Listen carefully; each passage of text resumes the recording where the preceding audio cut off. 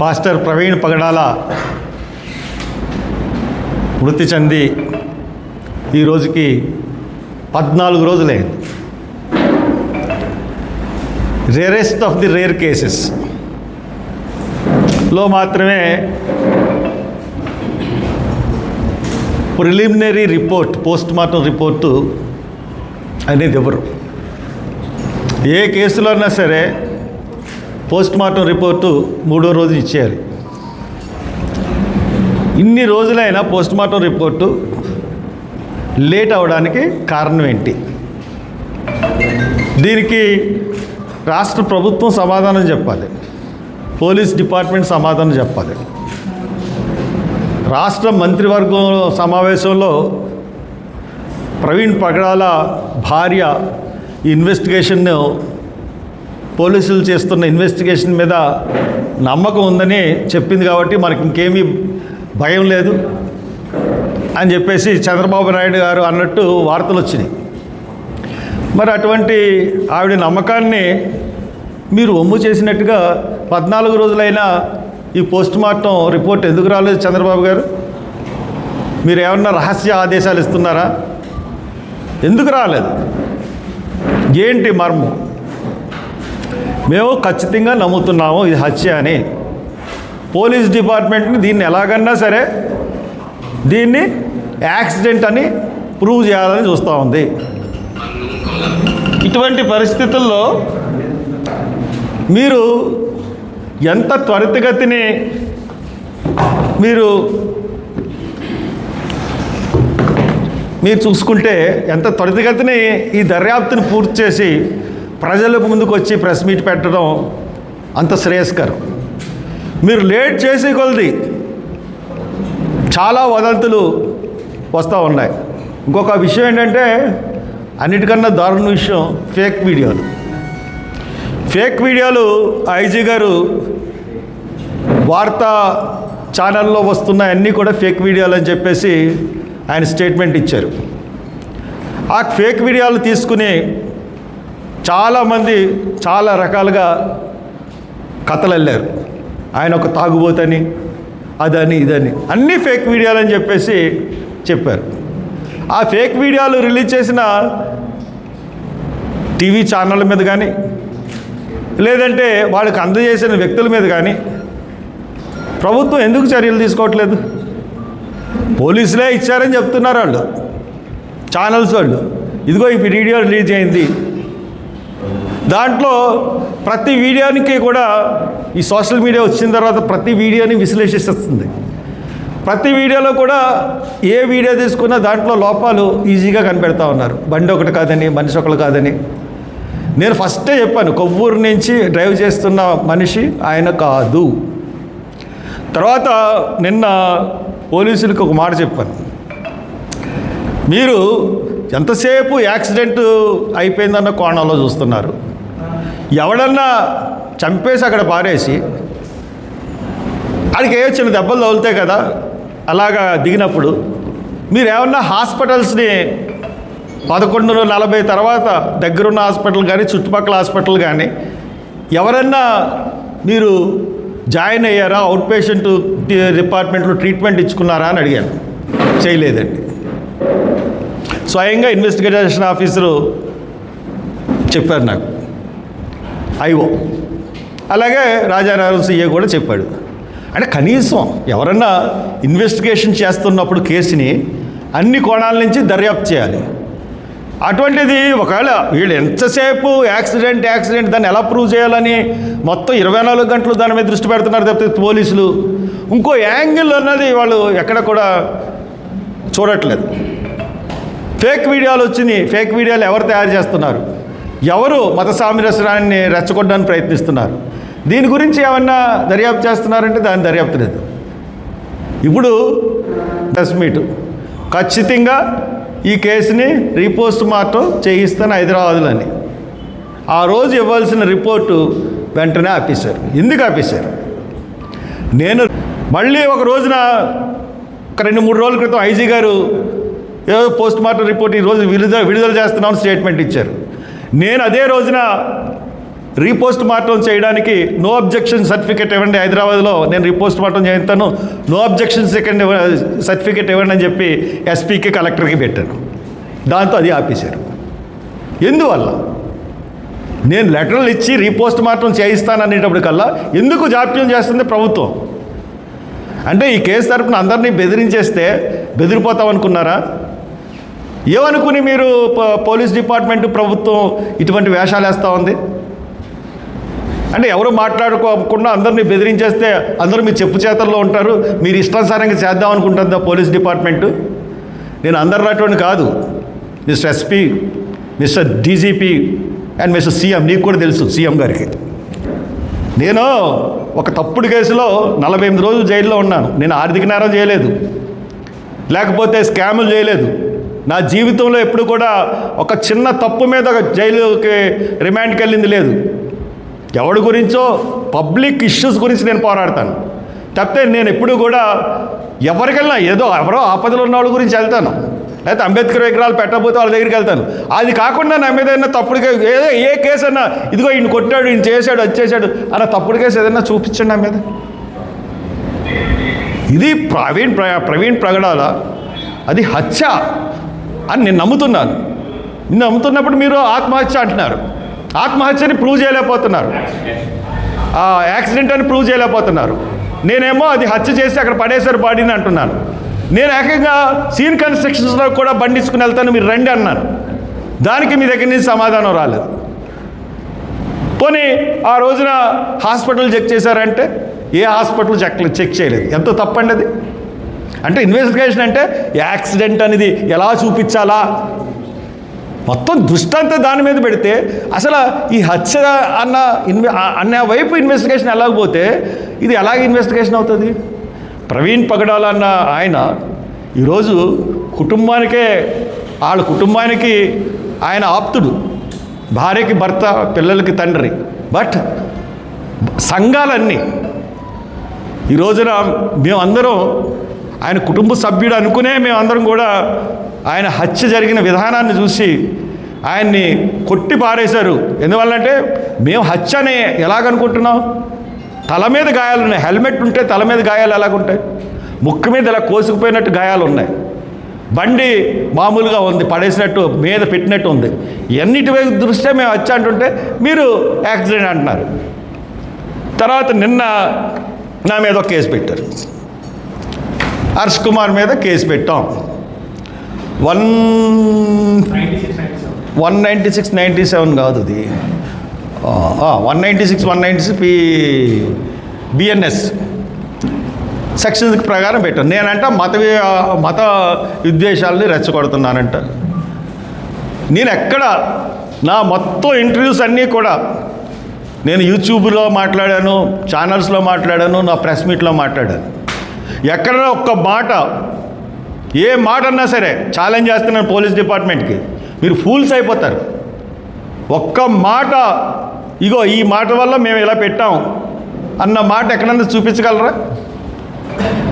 హిందువులే హత్య చేశారనలేదు, ముస్లింలే హత్య చేశారనలేదు. హిందూ ఫ్యానటిక్స్ అన్న చేసి ఉండొచ్చు, ముస్లిం ఫ్యానటిక్స్ అన్న చేసొచ్చు, క్రిస్టియన్స్లో కూడా ఈయన అభివృద్ధి ఈయన అభివృద్ధిని సహించుకోలేని వాళ్ళన్నా చేసి ఉండొచ్చు అని చెప్పని తప్పితే ఎప్పుడు ఏ మతం మీద నేను నేరం మోపలేదు.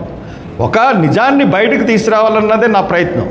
దానికి నన్ను నా మీద కేసు పెట్టి నేను ఏమన్నా చిన్నపిల్లున్నా, నాకేం చట్టం తెలీదా, నేను ఏమన్నా మీకు భయపడి ఉన్నా? ఎన్ని కేసులు పెట్టారు నా మీద?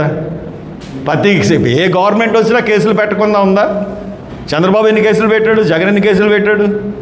ఏ కేసు అన్నా నాది పోరాటంలో ఒక కేసులు తప్పితే నేను ఏమన్నా ఆర్థిక నేరాలు చేశానా, అవినీతి ఆరోపణలు ఉన్నాయా, ఏమున్నాయి నా మీద? అందుకని ప్రజలు ఈ రోజున హర్ష్ కుమార్ నమ్ముతున్నారు, ఒక సమాజం నమ్ముతుంది.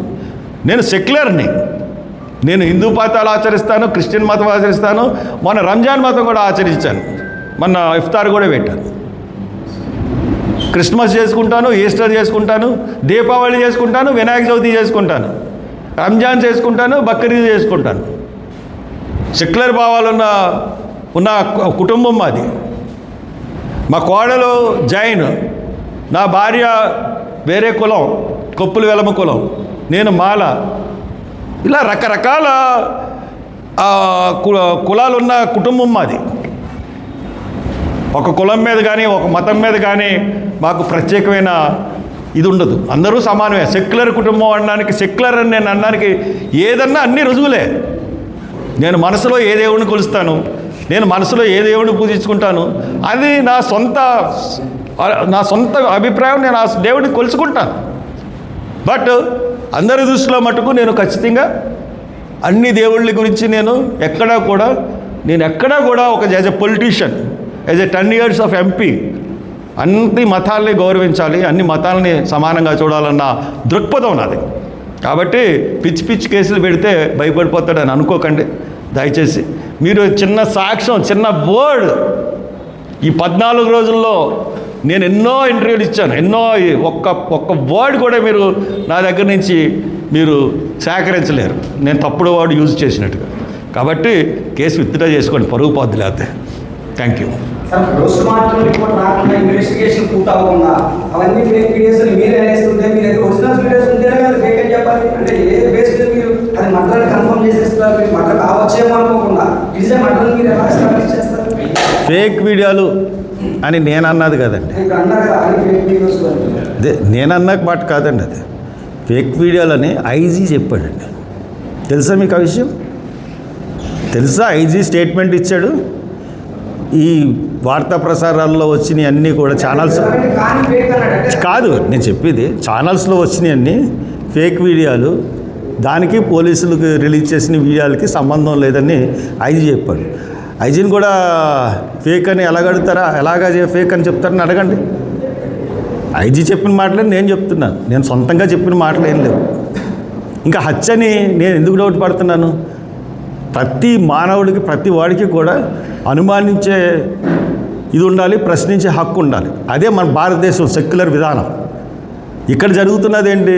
నేను హత్య అని అనుకుంటున్నాను, వాళ్ళు యాక్సిడెంట్ అని అనుకుంటున్నారు.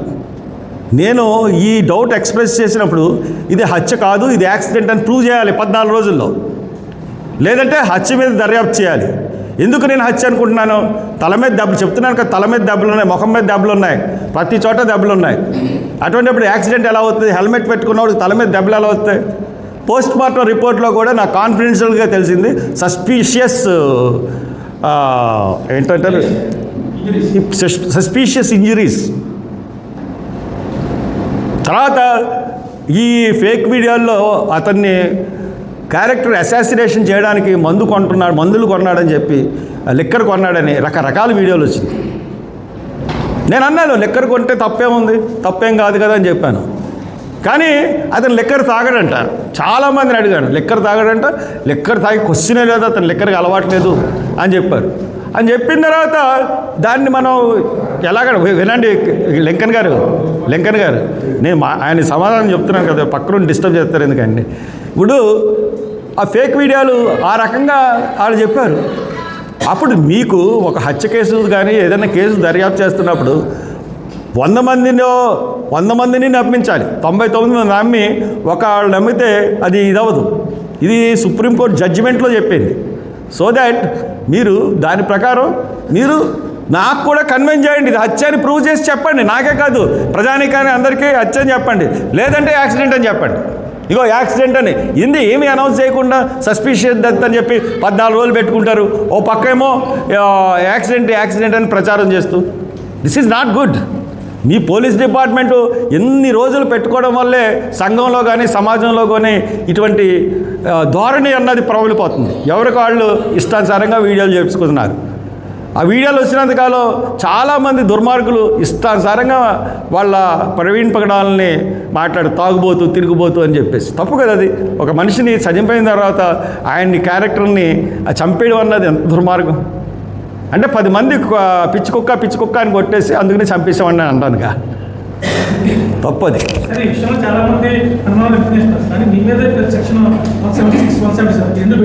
196 నా మీద ఎందుకు కడతారంటే నేను ధైర్యంగా వచ్చి ముందుకు మాట్లాడతాను. వాళ్ళ కోపం అంతా నా మీద పెట్టయితే తక్కిన వాళ్ళందరూ ఇది అవుతారండి. ఇప్పుడు అన్ని ఛానల్స్ ఈ ఫేక్ వీడియోలని ప్రచారం చేసినాయి. ఎందుకు పెట్టట్లేదు వాళ్ళ మీద కేసులు? గతంలో ఆధారాలు ఉన్నాయని ప్రకటించారు కదా. నేను ఆధారాలు ఎక్కడున్నాయని ప్రకటించలేదు ఎప్పుడు. స్పష్టమైన ఆధారాలు ఉన్నాయని చెప్పారు మీరు. నేనేం చెప్పలేదు. ఎప్పుడు స్పష్టమైన ఆధారాలు ఎక్కడున్నాయి? స్పష్టమైన ఆధారాలు అంటే ఆ బండి పడిపోయిన విధానం, ఆ బండి అతని మీద పడిపోయిన విధానం, దెబ్బలు. లేకపోతే స్పష్టం నేను ఏమైనా చూశాను వెళ్ళి 11:40కి. ఎవరి దగ్గర ఉన్నాయి? ఆయన భార్య జెసికా కూడా అసలు ఏమీ చెప్పట్లేదండి ఈ విషయం. మీరు చెప్పిన కాదు ఎక్కడ కూడా కుటుంబ సభ్యులు ఏమని చెప్పారండి? పోలీస్ ఇన్వెస్టిగేషన్ మీద మాకు నమ్మకం ఉంది, అదే కదా చెప్పారు. మాకు నమ్మకం లేదు. ఆవిడతో ఏకీభవించవలసిన అవసరం నాకేంటి?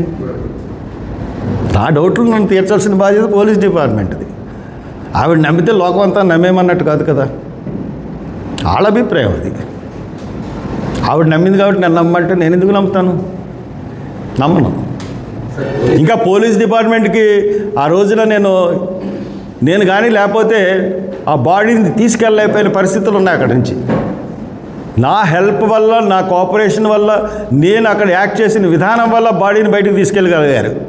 కాదని మనం చెప్పండి పోలీస్ డిపార్ట్మెంట్ని, ఇది హర్ష్ కుమార్ సాయం లేకుండా మేము తీసుకెళ్ళగలము అన్నది చెప్పమానండి. తీసుకెళ్ళిపోగలం అన్న ఒక మాట చెప్పమానండి. నేను కానీ లేకపోతే 60,000 మంది 300 మంది పోలీసులు ఉన్నారు. దుఃఖైపోతారు పోలీసులు ఆ రోజు నేను లేకపోతే. ఖచ్చితంగా గర్వంగా చెప్తున్నాను. అంత సముదాయించి, అంత సంజాయించి అందరినీ జనాల్ని వెళ్తున్నారు. వాళ్ళ ఫ్యామిలీ వెయిట్ చేస్తుంది, గొడవ చేయొద్దు, ఎవరు దగ్గర రావద్దని చెప్పి ప్రధాన ద్వారం గుండా తీసుకెళ్ళాను. దొంగదారిలో తీసుకెళ్ళిపోదాం అనుకున్నారు పోలీసులు. అది నా క్యారెక్టర్. నేనెందుకు గొడవలు సృష్టిస్తాను? శాంతి భద్రత సమస్య ఎందుకు కల్పిస్తాను? సారీ, అది మీరు అడగాలండి. మీరు ఎవరన్నా అడుగుతున్నారా? పోలీసు వాళ్ళు కూర్చోబెట్టిన వీడియో క్లిప్పింగ్ అన్నీ చూసి వచ్చేసారు. ఏమండి అది కాదండి 202 చూసా, అది కాదండి మెయిన్ అనుకున్నాయన్నా. ఏమండి బిట్టుకిని చూపించండి. ఎలా చూపించాలండి? టీవీలు ఎలా చూపెడుతున్నాయి? స్లో ఇలాగ మామూలుగా వెళ్ళిపోతున్నాయి. చూపించేస్తే మీరేమో వినేసి వాళ్ళ దగ్గర క్వశ్చన్ లేకుండా మీరు ఎక్కడ చూపించారు? నేను ప్రెస్ మీట్ అంతా చూశానండి. మొత్తం ప్రెస్ మీట్ అంతా లైవ్ చూశాను నేను. మీకు ఏం చూపించారు? మీరు వాళ్ళ దగ్గర మాట్లాడరు. మీరు ఎందుకు అడగలేరు? భయమా?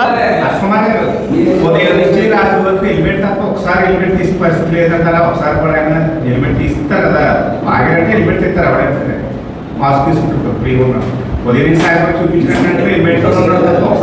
అదే కదండి. అందుగురించి ఫేక్ వీడియోలు అంటున్నాం కదా. ఇప్పుడు కూర్చున్నప్పుడన్నా ఎవడైనా హెల్మెట్ తీసుకుని కూర్చుంటాడు.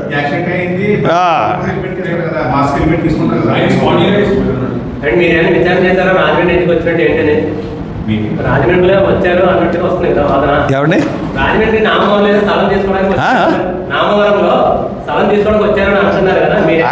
ఆయనకి నామవరంలో స్థలం ఉందటండి. ఆయన బండి వేసుకొచ్చిన కారణం ఏంటంటే ఆవిడ వద్దన్నారట ఇంట్లో. ఎందుకు బండి మీద అంటే, నాకు రాజమండ్రి వెళ్తే తిరగడానికి ఉండట్లేదు, అందుకని ఇది బండి తీసుకెళ్ళి ఇక్కడ పెట్టేస్తాను, తర్వాత ఎప్పుడన్నా నేను ఫ్లైట్లో వెళ్ళినా నాకు బండి ఉపయోగపడుతుంది అన్న ఉద్దేశంతో బండి మీద వచ్చాడని చెప్తా ఉన్నారు. మరి అదే ఎక్కడ స్థలం ఉంది? ఒకళ్ళు కేశవరావులో చెప్పారు, పోలీసు వాళ్ళు నామవరం అని చెప్పారు. అక్కడ ఏదో ఒక మళ్ళీ సంస్థను ఏదో ఎస్టాబ్లిష్ చేద్దామని అనుకుంటున్నారని ఒక వార్త. ఎందుకుంటుంది సార్? ఏమండి నాకు అవసరం ఏంటండి ఇన్వెస్టిగేషన్?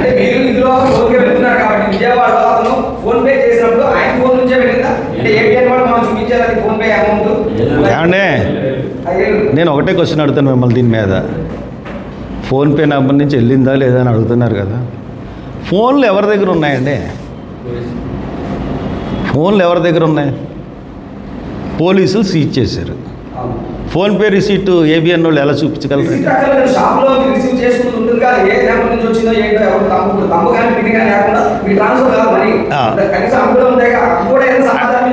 అంటే ఆంధ్రజ్యోతిలో ఏదో ఏబిఎన్ ఏదన్నా వచ్చింది అంటే అక్కడికి ఏబిఎన్ వాళ్ళు అక్కడికి వెళ్ళినట్టుగా వాళ్ళకి ఎలా తెలుసు? దాన్ని కూడా ఫేక్ అనే కదా పోలీసులు చెప్పింది. తర్వాత దాన్ని కూడా ఫేక్ అని చెప్పిన తర్వాత కూడా మీరు ఆ వీడియోలో ఫోన్పే అని అంటున్నారు. అది ఫేక్ అని చెప్పిన తర్వాత మనం దాన్ని ఎలాగ విశ్వసించగలం? చెప్పండి సార్.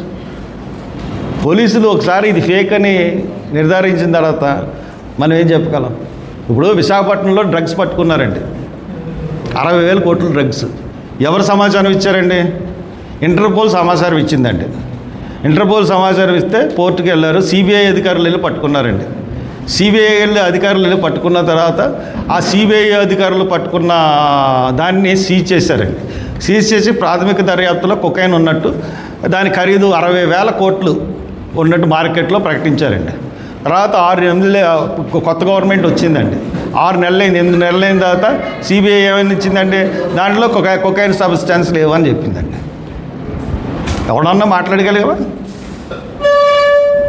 అలాగే ఉంటుంది పోలీస్ దర్యాప్తులను. అధికారంలో ఉన్నవాడి యొక్క అధికార దుర్వినియోగం కూడా అలాగే ఉంటుందండి. సార్ రీపోస్ట్ మార్టంకి ఎన్ఓసి అడిగారు, వాళ్ళు ఎవరు తప్పకుండా హైకోర్టుకి వెళ్ళి రీపోస్ట్ మార్టంకి నాకు ఎండార్స్మెంట్ కలెక్టర్ గారు ఇచ్చారండి. ఎస్పీ గారు ఇంకా ఇవ్వలేదు ఎక్నాలెడ్జ్మెంట్.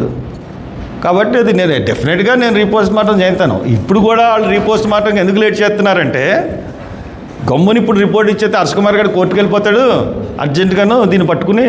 కాబట్టి దీన్ని లేట్ చేస్తే ఆ కడుపులో ఉన్నటువంటి కొంత అన్నీ కరిగిపోతాయి. అప్పుడు మనం ఏదో సంథింగ్ ఈజ్ బిహైండ్ దట్.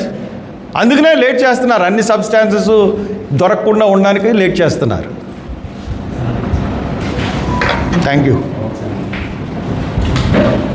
అన్నాడు కదా, ఆడి గురించి నేనేం చెప్తాను కానీ సరే, ఎనీహౌ మీరు అడుగుతున్నారు కాబట్టి ఆధారాలు ఉన్నాయి అని అన్నాడు. ఆధారాలు ఉంటే చూపించమనండి. అంతకని ఎక్కువ మాట్లాడిన తన గురించి నేను. ఎందుకంటే ఆ రోజు మార్నింగ్ వాళ్ళు ఇంటికి వెళ్ళి వాళ్ళ నాన్నగారు చనిపోయారని పలకరించారు. తర్వాత ఆయనే చెప్పాడు దీని గురించి. అంతకుముందు వరకు నాకు తెలియదు. నేను వచ్చినప్పుడు ఆగాను. అయిపోయిన తర్వాత ఆయనేమో వీడియోలు చూసి సాటిస్ఫై అయ్యాడు. నేను సాటిస్ఫై అవ్వలేదు. ఆయన బయటకు వచ్చి ఇది యాక్సిడెంట్ అన్నాడు, నేను కాదన్నాను. అంతే మా ఇద్దరికి డిఫరెన్స్. హర్ష్ కుమార్ గారు అన్నారు, బలమైన ఆధారం ఉంది నాకు, ఇది హత్య అని అన్నారు, ఇది యాక్సిడెంట్ అని అన్నారు. దానికి నాకు బలమైన ఆధారం ఉంది, బయట పెట్టామోనండి. I have no objection. ఇంకోటి చెప్తానండి, పోలీసులు రిలీజ్ చేసిన ఫస్ట్ వీడియో, ఆయన చనిపోయిన తర్వాత వచ్చిన ఫస్ట్ వీడియోలోనే దగ్గరికి వచ్చిన తర్వాత ఒక నల్లని పొగ వచ్చింది. ఆ పొగ ఇప్పుడు వచ్చి ఎవరో ప్రస్తావించలేదు, ఎవరో క్లారిటీ ఇవ్వలేదు, ఎవరో దాని గురించి అసలు సబ్జెక్టే మాట్లాడలేదు. అది ఒకసారి మళ్ళా వీడియో కాదు. ఆ పొగ గురించి నేను వచ్చి ఆ పొగ గురించి పోలీసులు ఎదురుగుండానే డిస్కషన్ అయిందండి. నేను ఆ పొగ గురించి నేను స్టేట్మెంట్ ఇచ్చానండి. ఏమని పోలీసులకి, నాకు ఈ పొగ కనబట్టలేదు, ఇది నేను నమ్మలేని, ఇది యాక్సిడెంట్ అన్నట్టు పోలీసులకే చెప్పాను. తర్వాత నా వీడియో కాన్ఫరెన్స్లో, నా ప్రెస్ కాన్ఫరెన్స్లో కూడా దాని గురించి చెప్తాను. అది ఒక పొగ చూసి నేను నమ్మలేను. ఇంకో చోట చాలా ఫేక్ వీడియోల్లో యాక్సిడెంట్ వెనకాల పడిపోయినట్టు చెప్తున్నారు. తర్వాత ఆ బండి వేసుకుని మళ్ళీ ఎలాగ వస్తున్నాడన్నా చూపించాలి కదా, ఏ వీడియోలో లేదు. ఇంకోటి ఎస్పీ గారు అనుమానాస్పద కారులు 4 ఉన్నాయి, దాంట్లో కారుడు కాతేరులో దిగిపోయాడు.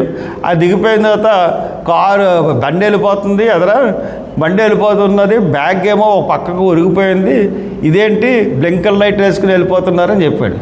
ఎవడన్నా సరే మనం ఉన్నామండి, మన బ్యాగ్ ఒరిగిపోతుంది, పడిపోయేలా ఉంది, ఏం చేస్తామండి, మనం దిగి స్టాండ్ వేసుకుని బ్యాగ్ని సరి చేసుకుని వెళ్తాం. మరి అలాగే వెళ్ళిపోతున్నాడంటే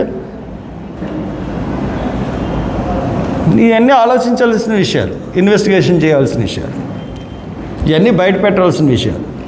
ఇది ఎస్పీ గారు చెప్పిన మాట. Gracias.